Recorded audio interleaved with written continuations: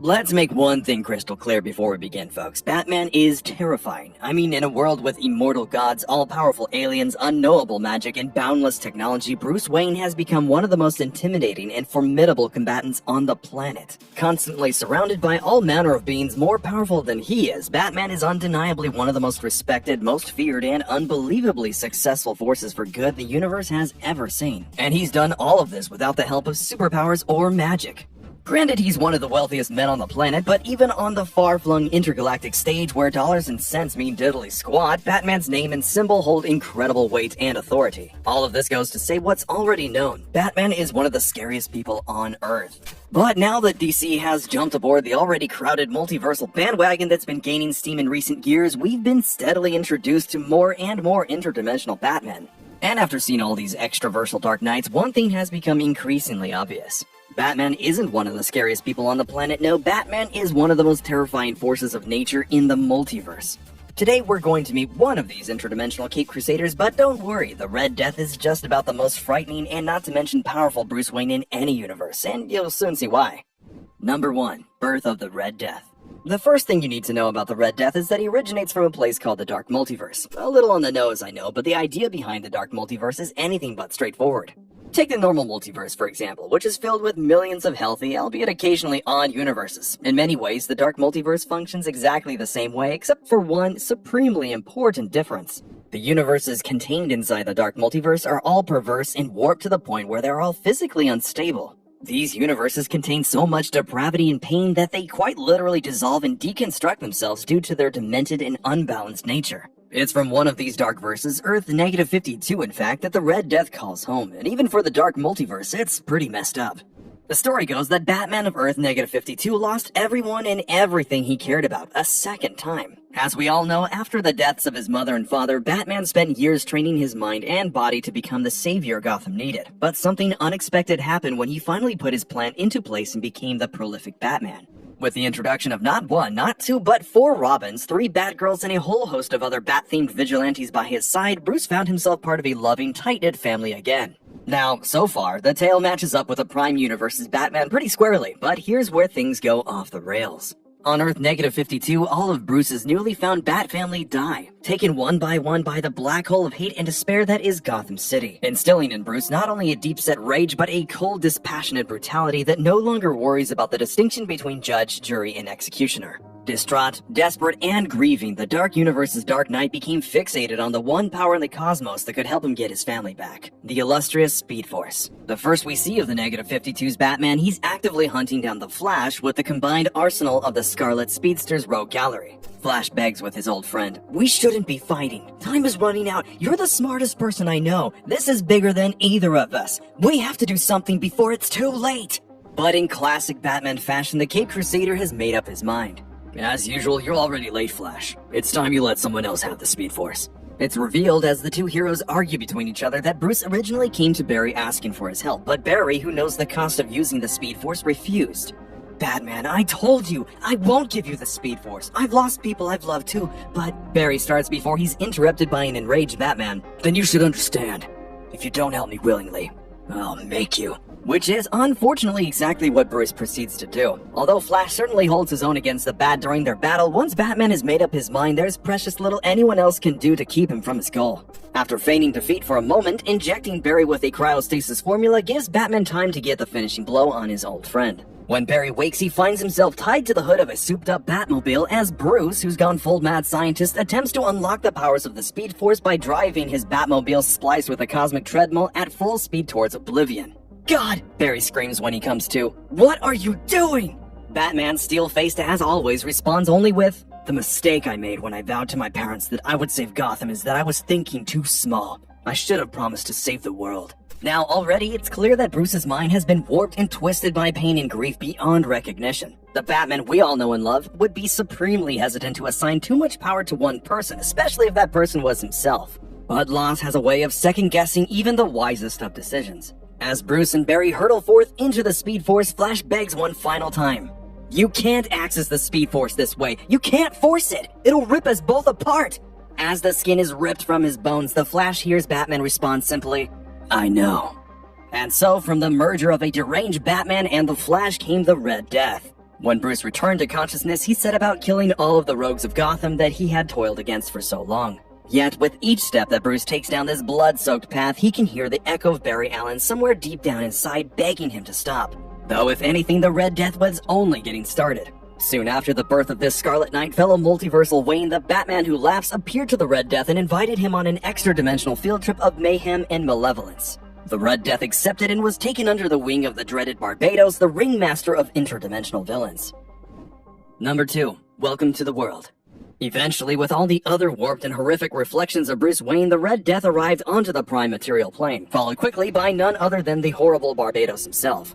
Acting as one of this dark god's horsemen of the apocalypse, the Red Death wasted no time in making himself known when he arrived on the scene. For one, he assisted his evil siblings in taking down Cyborg, crippling the League's resident electronic specialist and gaining control of the Watchtower in one swift blow. But this was only a tactical strike. The Red Death's passion project would take root in the well-tread streets of Central City, home to the one and only fastest man alive. 3 days after traveling to the Prime Universe, the Red Death made his way to Central City and quickly sought out Iris and Wally West. My, the Flash's family, his love, and his sidekick. The Red Death stews darkly to himself as he rushes towards Iris and Wally. Don't you hurt them.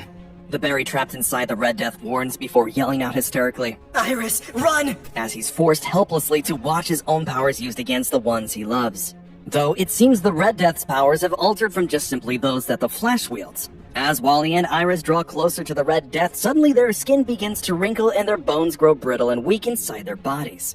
When Iris turns back to Wally, she sees that he's aged almost an entire lifetime in a matter of seconds. Something is wrong with the Speed Force. I'm so slow. Wally manages weakly before Iris reaches him. However, even as Wally's aunt rushes to his side, her own hair begins to gray as the same bleak transformation begins to affect Iris as well.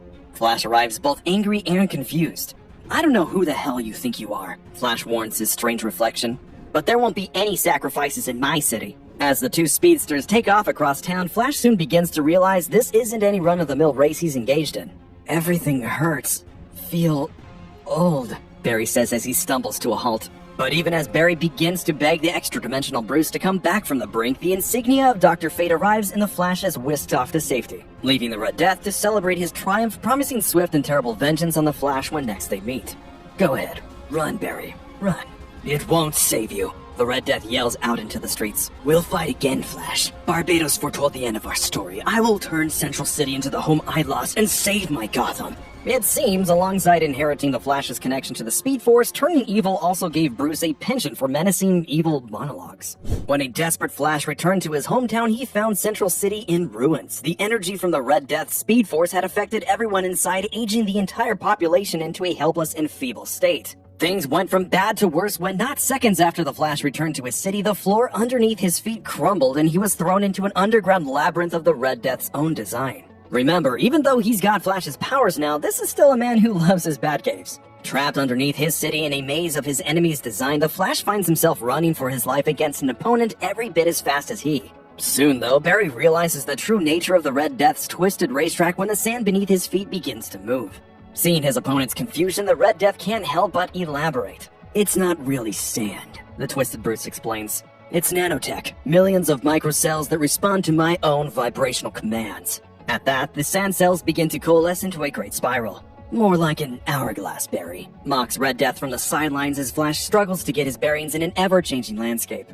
When the dust settles, the Red Death sits in the driver's seat of an extremely garish race car. You like her, Barry? It used to take me months to build these, now I can do it in seconds, says Red Death as Barry stops short. I killed you once before, Barry. Another universe, but same you. This time won't be any different.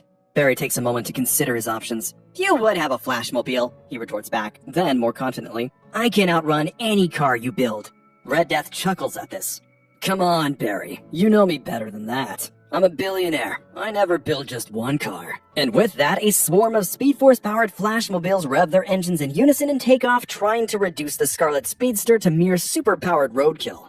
There are many obvious benefits to accessing the Speed Force that anyone would enjoy, but for Batman, it gives one of the sharpest minds alive access to a nearly unlimited time frame. In short, Batman has access to the speed required to create, build, and perfect any invention or piece of machinery within mere minutes.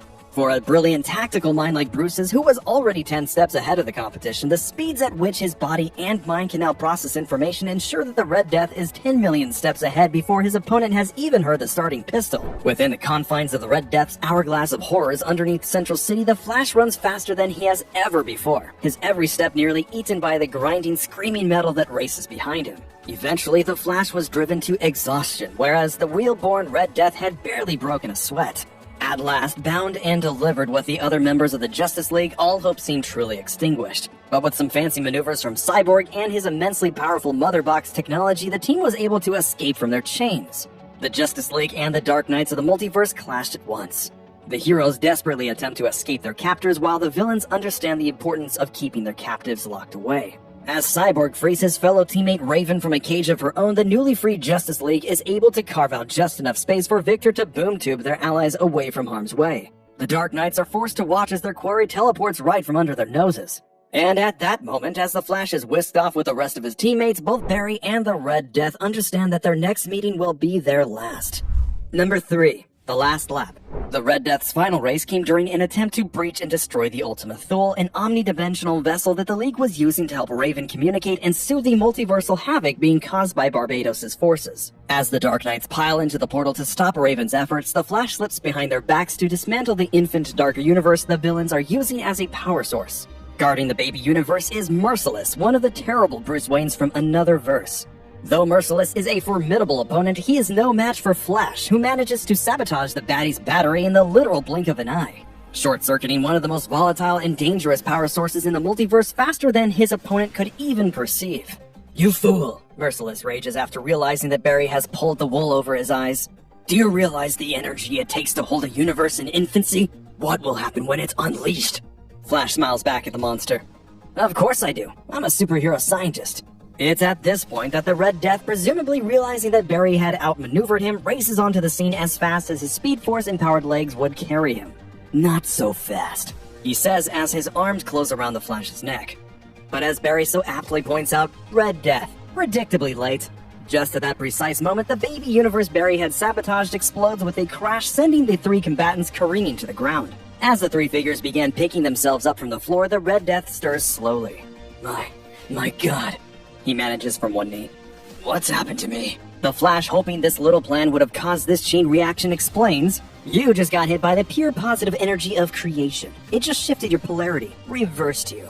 With that, standing before the Flash is no longer a dark and sickly figure clad in red and black, but a man adorned in shining golden armor who says, "Barry, I'm Barry Allen. Bruce, he's gone." Oh God, the screaming rage. Held captive inside the Red Death's psyche for so long, the Barry Allen of Earth -52 finally retakes control of not only his body, but his Speed Force. Suddenly, wheeling around towards the Flash, he continues, "Bruce is insane. All of them insane. How do I fix this?" The Flash stares at the golden doppelganger looking back at him and says, "We're standing at the edge of infinity, doing our best to prove that it still means something to be a hero. We can start right here in this room. Let's see what the Flash facts sound like in stereo." As the two speedsters run towards the rising Merciless, two fists collide at super speed with the monster's armored chin. After Barry and his twin from another verse take down Merciless, the rest of the Dark Knights return to their base. The speedster, formerly known as Red Death, valiantly tells the Flash to save himself, while the alternate Barry prepares to face down his former teammates. "There's always a sacrifice, Flash. Go. Go, Barry."